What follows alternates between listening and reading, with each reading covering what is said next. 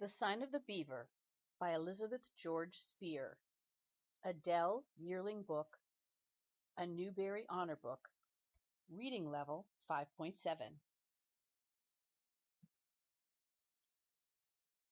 Chapter 15. On the day of their greatest adventure, Etienne had come without his dog, so there was no warning.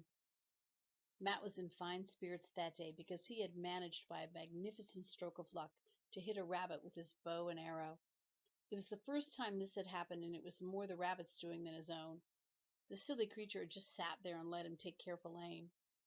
All the same, he was pleased with himself and even more pleased that Etienne had been there to see it. When the boys decided to visit the Beaver Dam again, Matt was unwilling to leave the rabbit behind in case some thieving animal should discover it. He was walking behind Etienne, swinging the rabbit carelessly by the ears, as Etienne always did, when the Indian suddenly halted. His whole body tensed. Matt could see nothing unusual, and he had opened his mouth to speak, when Etienne silenced him with a jerk of his hand. Then he heard a sound in the underbrush ahead. Not a rustle like a grouse or a snake, not a trapped animal. This was the stirring of something moving slowly and heavily. He felt a cold prickle in his stomach. He stood beside Etienne, his own muscles tight, scarcely breathing. A low bush bent sideways. Through the leaves a brown head thrust itself, bigger than that of a dog and shaggier.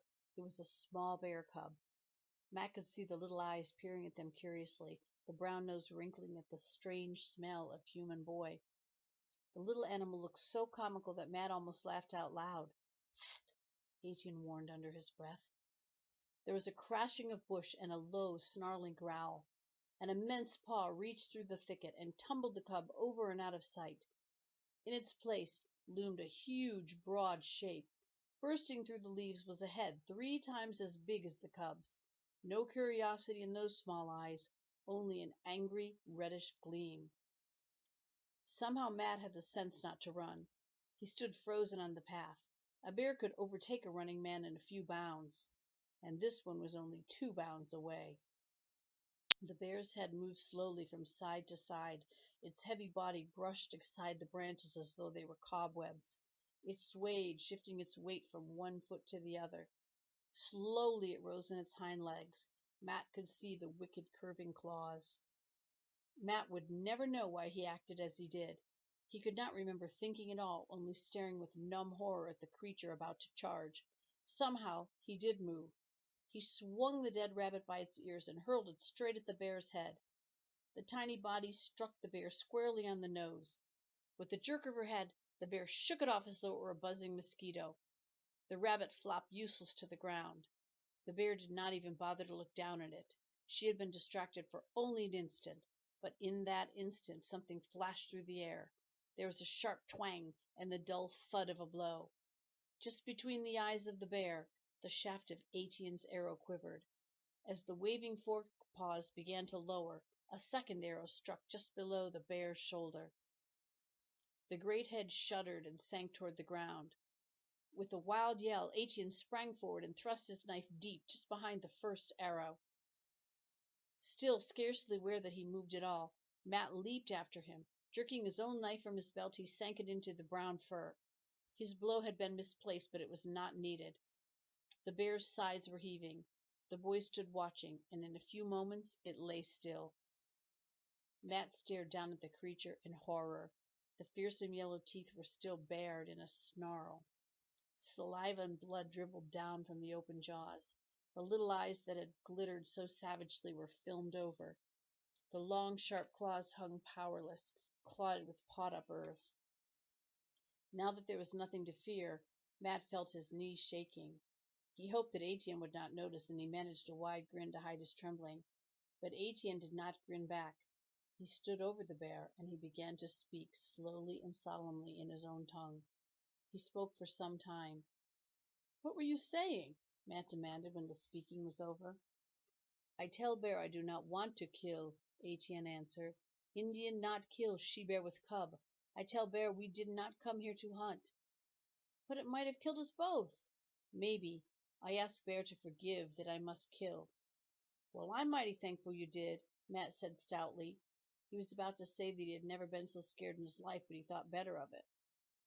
Etienne looked at him, and his solemnness suddenly dissolved in a grin. "You move quick," he said, "like Indian." Matt felt his cheeks turn red. "You killed him," he said honestly. Yet he knew that he had had a part. He had given Etienne just that instant in which to notch his arrow. Etienne nudged the bear with his toe. "Small," he said. "Just same fat. Good for eat." Small, that monstrous creature? It certainly was too big for two boys to carry. It appeared that Etienne had no intention of trying. "Belong squaw now," he said. "I go tell." "You mean a squaw's going to carry that heavy thing?" "Cut up meat, then carry. Squaw work," Etienne answered. It was plain that he had done the man's work and was finished with it. The cub, Matt remembered now. It was nowhere in sight. Etienne shook his head. "Let cub go," he said. "When sig one come again, him plenty big to eat." "Take rabbit," Etienne reminded him. Matt looked with distaste at the rabbit, almost covered by the bear's heavy paw, the fur matted and bloody. He would rather not have touched it, but obediently he pulled it out. It was his dinner, after all, and he knew that in Etienne's world everything that was killed must be used. The Indians did not kill for sport. When Etienne had disappeared into the forest, Matt still stood looking down at the first bear he had ever seen. He felt resentful. Etienne had killed the bear, of course. It was his by right, but Matt would have liked just a small share of that meat, or even one of those big claws to show his father. Then he remembered the Indian boy's tribute. He had moved fast like an Indian. That would have to be share enough. Chapter 16. In the late afternoon, Matt sat in the cabin doorway. He couldn't think of any work to do. He felt restless, the excitement still jumping about inside him. He needed to talk to someone. He wanted to tell his father about the bear. Thinking of his father, he felt that snake of worry crawling about behind every other thought. That worry was becoming more frequent every day. What could have kept his father so long? Suppose some accident had befallen him. The meeting with the bear had shaken Matt's trust in the forest. Now it seemed to close him in on every side, dark and threatening. Suppose his father had met with the bear. Suppose he had never got back to Quincy. How would his mother know where to find this place, or even where to send anyone to look for him? Matt hugged his arms around his chest. But the cold was inside. It would not go away. Something moved at the edge of the woods. Matt leaped to his feet. A stranger came walking into the clearing. With an ugly chill against his backbone, Matt stared at the hideously painted face. Then he recognized Etienne, a very different Etienne from the boy who had walked with him in the forest that morning. The Indian boy had washed his body, and it shone with fresh grease. He had combed his tangled black locks. Down his cheeks on either side and on his forehead ran broad streaks of blue and white paint. On a cord around his neck dangled a row of new bear's claws. In case Etienne had noticed his first alarm, Matt greeted him boldly. "What's the war paint for?" he demanded. "Not war paint," Etienne answered. "Squaws make feast with bear. My grandfather say you come." Matt hesitated, unable to believe his ears. It took him a moment to realize that this was actually an invitation. "Thanks," he stammered. I'd sure like some of that bear meat. Wait till I get my jacket." "Shut door," Etienne reminded him. "Maybe another bear come." Etienne was in a good humor. He had made one of his unexpected jokes. "Long way," Etienne said after a time. Matt was certain they must have been walking fast for more than an hour. He remembered that Etienne had already walked all this way to fetch him, and he kept silent. It was so dark now that he could barely see to put one foot before the other, but he realized that they were on a well-beaten trail. Just as the last light was glinting above the treetops, they reached a river bank. Drawn up at its edge was a small birch canoe. Etienne motioned him to step into it. Then he gave a push and leaped nimbly into the stern.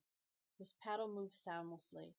Grateful to sit still, Matt was entranced by the speed, the silence, the gliding shadows on the silent river. He was regretful when in a very few strokes they reached the other side. Now Matt could see a glimmer of light deep in the woods. Etienne led him toward it, and presently their way was barred by a solid wall of upright posts, a stockade. For the first time a quiver of uneasiness made Matt falter. But stronger than any doubt Curiosity drove him on.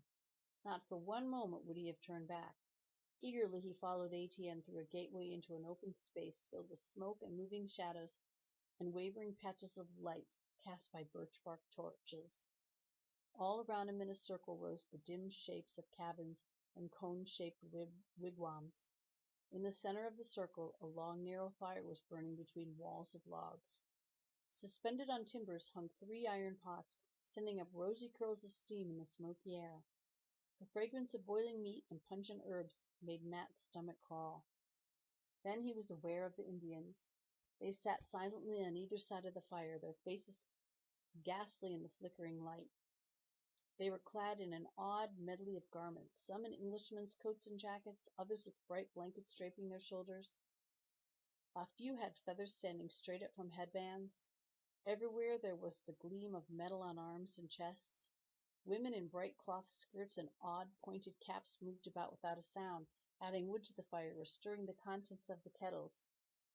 Light glinted on their silver armbands and necklaces.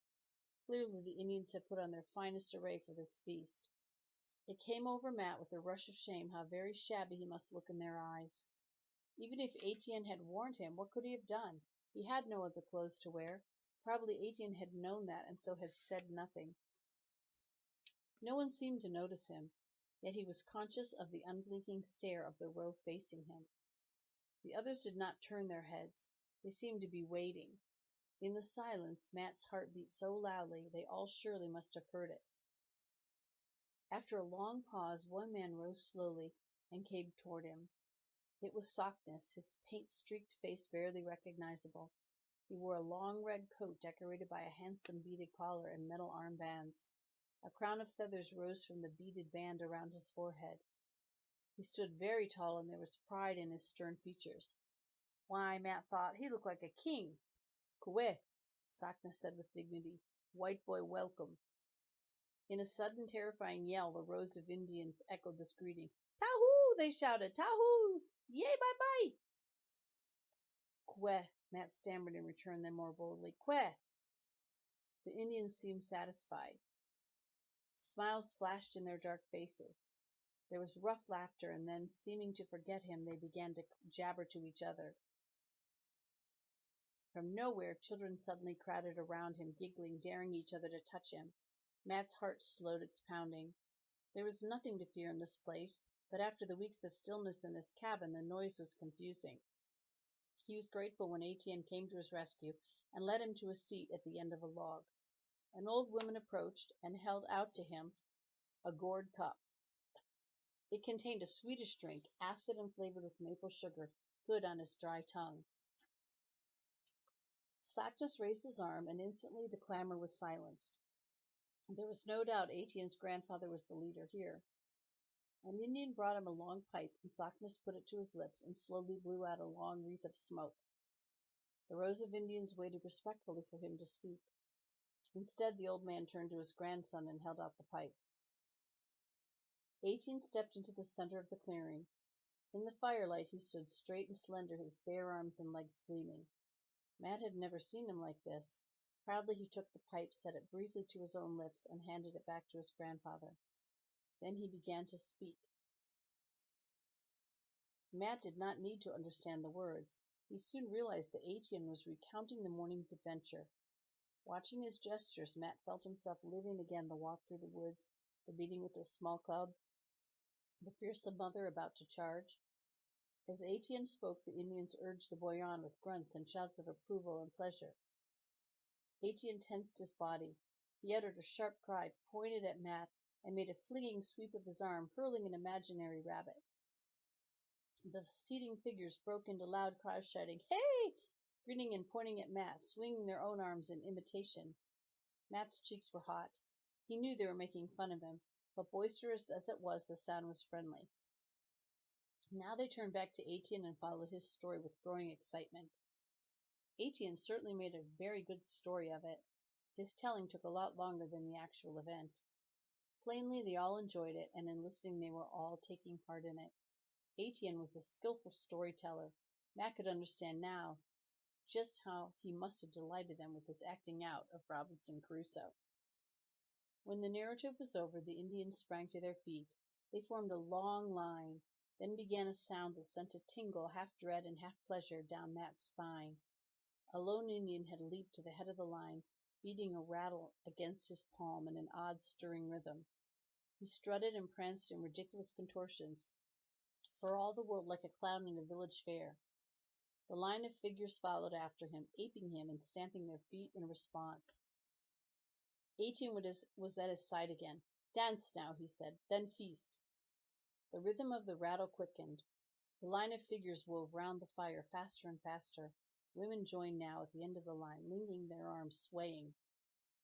Finally the children, even small children, were dancing, stamping their small naked feet. "Dance," Etienne commanded. He seized Matt's arm and pulled him into the moving line.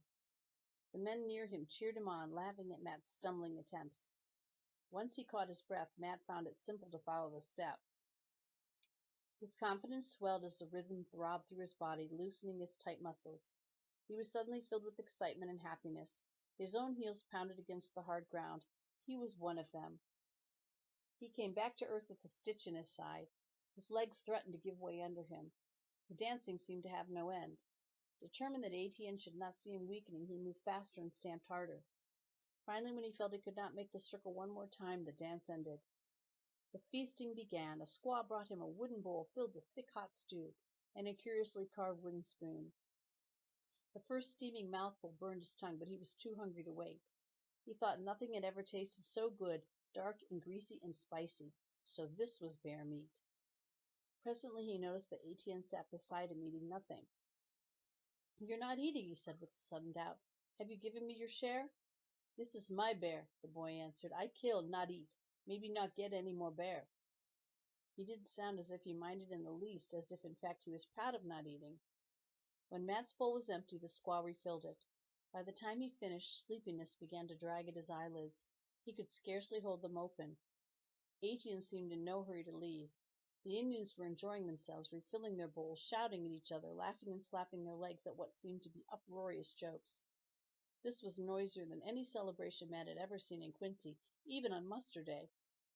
Why had he ever had the idea that the Indians were a dull lot?